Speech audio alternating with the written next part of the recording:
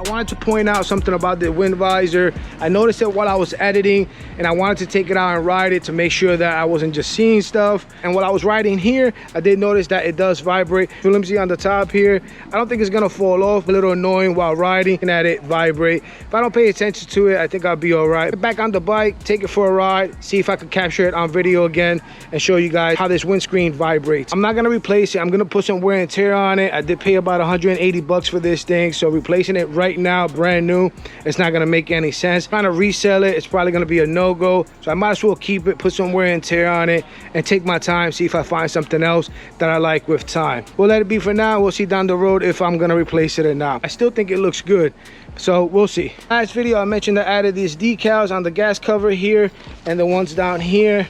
Yeah, I did finally get the matching one.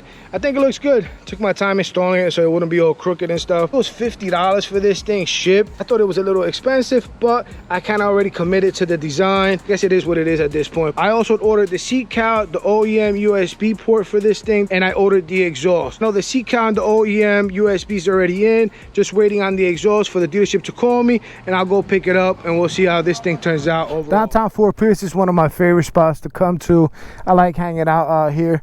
I wish I would have bought a house down here instead of Port St. Lucie. I'll talk about future plans on another video. Things are changing for me here in Florida. It's like I'm on a long vacation, so we're gonna see what happens in the next year or so. Mentioned that in other videos, so it's not nothing new. Hope the camera's picking it up, but can you see it? It's vibrating. I noticed it while I was editing. It was driving me crazy. I was dying to get out here and ride the bike. Sure that it wasn't like a shaky video. I wouldn't recommend it for 180 bucks. I'd probably go a different route. Well, you can see it's not the video. The wind visor does vibrate a lot. Some of you have messaged me on Instagram talking about I should do longer videos. The truth is that the longer videos don't do well. They seem to drop after like 3 minutes. I tend to cut the fluff out. Personally, don't like to fluff up the videos because I don't like to watch fluffed up videos. I'm gonna keep doing it the way I'm doing it.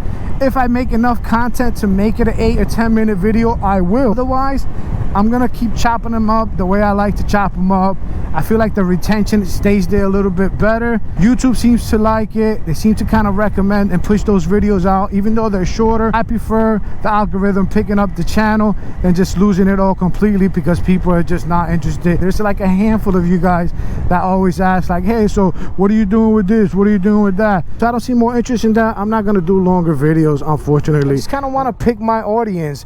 You know, I don't care about having 1 million subscribers, and it happens, so be it. But for now, I like having a small little channel. I mean, I'm not even sure if people stay to the end to hear me babble about this because people are very specific on what they want to see, and once they see what they want, they just log off. That being said, make sure you like, comment, and subscribe, and I'll catch you guys on the next ride.